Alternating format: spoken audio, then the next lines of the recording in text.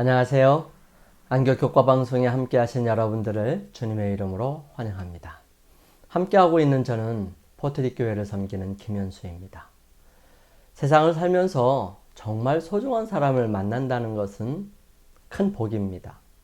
나에게 많은 것들을 해결할 수 있고 또 가이드해주고 좋은 친구로서 함께할 수 있는 사람이 있다면 정말 그거 같이 좋은 것은 없을 것이에요. 하지만 우리의 삶 속에 그런 친구보다 더 귀중하고 더 소중한 존재는 우리를 헤어나올 수 없는 환경 속에서 벗어날 수 있게 해주고 또 우리로 하여금 경험할 수 없는 것들을 경험하게 해주며 우리로 하여금 정말 전혀 다른 삶을 경험할 수 있도록 전폭적으로 지지해주고 도와주는 사람을 만났다면 그를 은인이라고 얘기를 하겠죠. 여러분, 세상에서 가장 소중한 분이 계시다면 바로 예수님이십니다.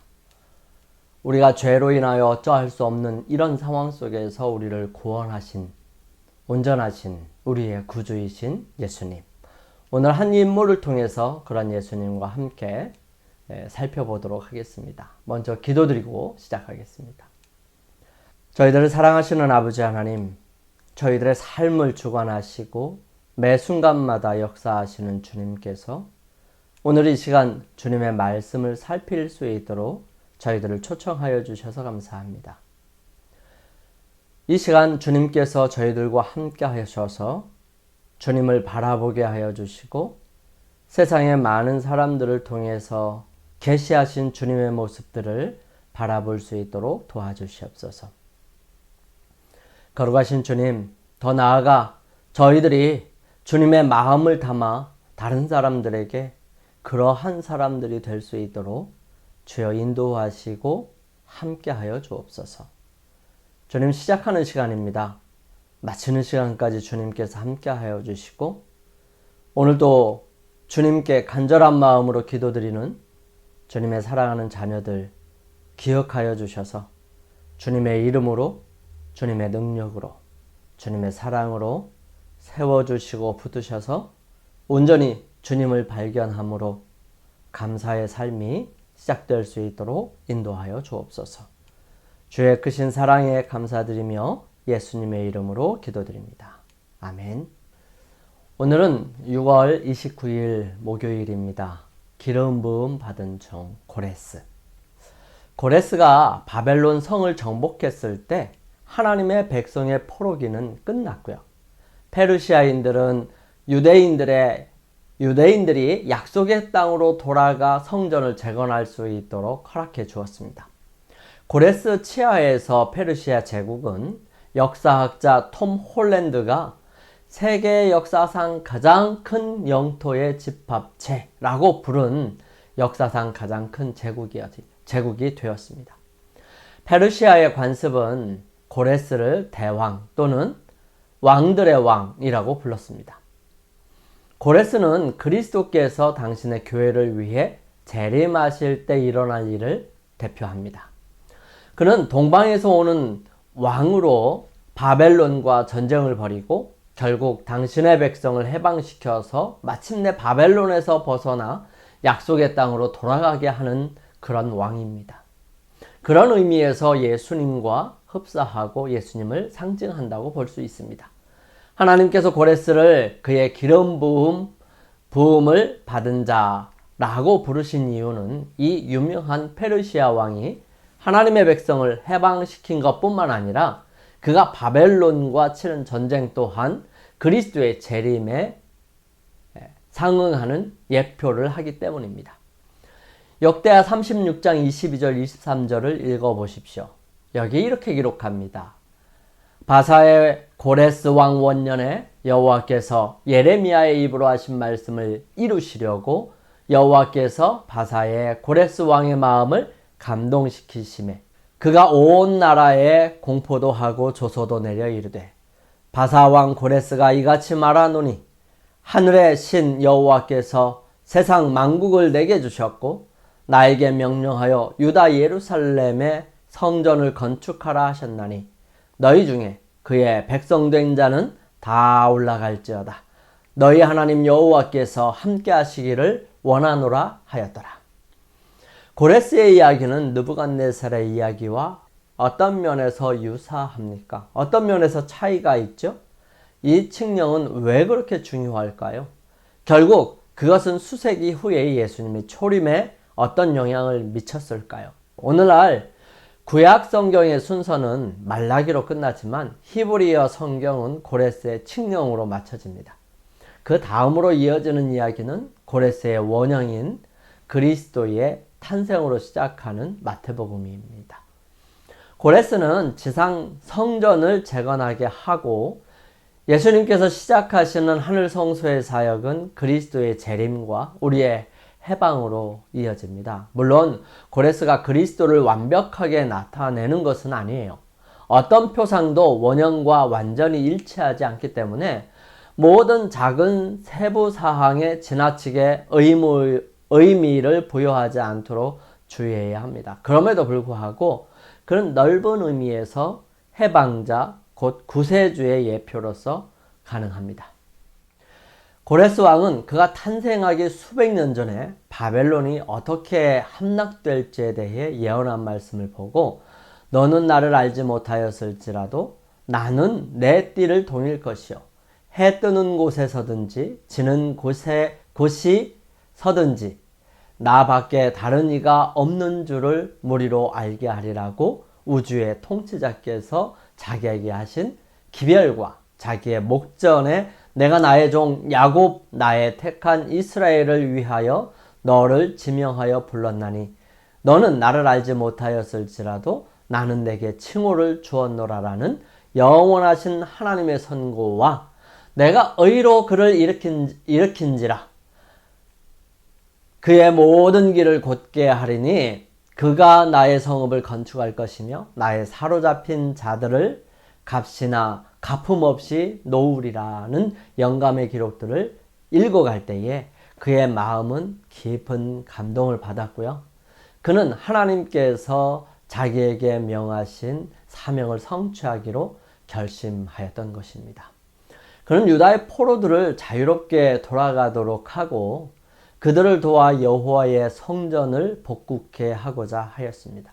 고레스는 온 나라에 포고문을 반포함으로 히브리인의 귀환과 그들의 성전 재건을 위하여 준비하고자 하는 자기의 소망을 알렸습니다. 왕은 이 공공의 포고문에서 하늘의 신 여호와께서 세상 만국으로 내게 주셨다고 즐겨 고백했고요. 나를 명하사 유다 예루살렘에 전을 건축하라 하셨나니 이스라엘의 하나님은 참 신이시라 너희 중에 무릇 그 백성된 자는 다 유다 예루살렘으로 올라가서 거기 있는 여호와의 전을 건축하라. 너희 하나님이 함께 하시기를 원하노라. 무릇 그 남아있는 백성이 어느 곳에 우거하였든지 그곳 사람들이 마땅히 은과 금과 기타 물건과 짐승으로 도와주고 그 외에도 예루살렘 하나님의 전을 위하여 예물을 즐거이 드릴지니라 라고 하였습니다.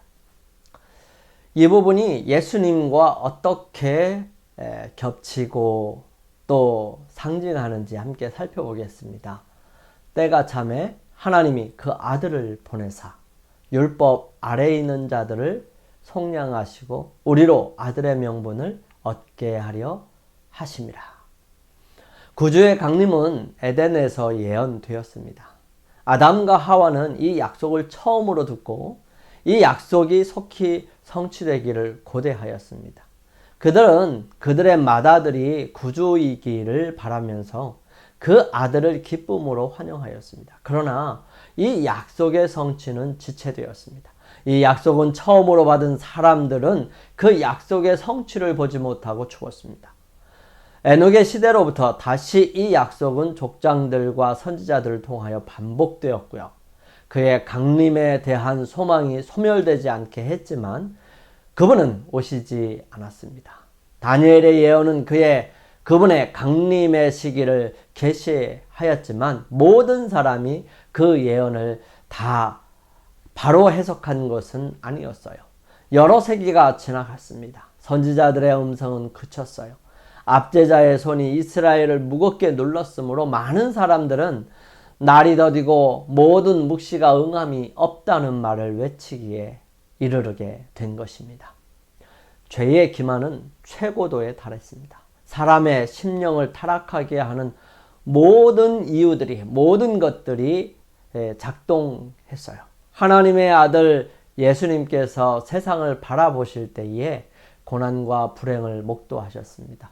그분은 타락되고 살상당하고 잃어버림을 당하는 자들을 동정의 눈으로 보셨습니다.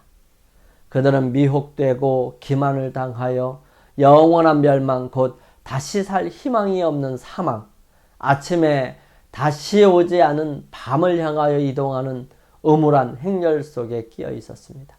사단의 대리자들이 사람과 결탁되었어요. 하나님이 거하실 성전으로 지음을 받은 사람의 몸은 악마의 거처가 되었습니다. 사람의 감각, 신경, 감정 및 기관이 비루한 정욕에 방종을 행하는 일에 초자연적 대리자들로 말미암아 움직여졌어요. 악마의 인이 사람들의 얼굴에 찍혀 있었습니다. 사람의 얼굴은 그들을 사로잡은 악의 군대들의 표정을 반사하였습니다. 세상의 구주께서 보신 광경이 이러하였습니다. 무한히 정결하신 그분이 보실 때의 그 광경은 어떠했을까요? 참혹하셨을 것입니다. 참혹하였을 것입니다. 죄는 하나의 과학이 되었어요. 부도덕은 종교의 한 부분으로 성별되었습니다. 더럽고 멀리해야 할 것들이 신성시되고 귀중하게 여기고 새롭게 그들의 마음을 끄는 매혹적인 것으로 둔갑하고 말았던 것입니다. 하나님께 대한 반역심은 사람의 마음속 깊이 뿌리를 박았고요. 하늘에 대한 사람의 적개심은 매우 강렬하였습니다. 인간은 하나님을 떠나서는 향상할 수 없다는 사실이 온 우주 앞에 증명되었던 것입니다.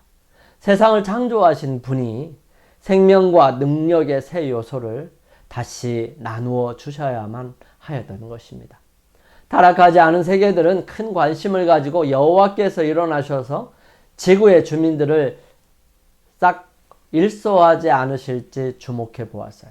하나님께서 만일 그렇게 하신다면 사단은 하늘 존재들의 충성을 자기에게로 이끌려는 그의 계획을 실행에 옮길 참이었습니다.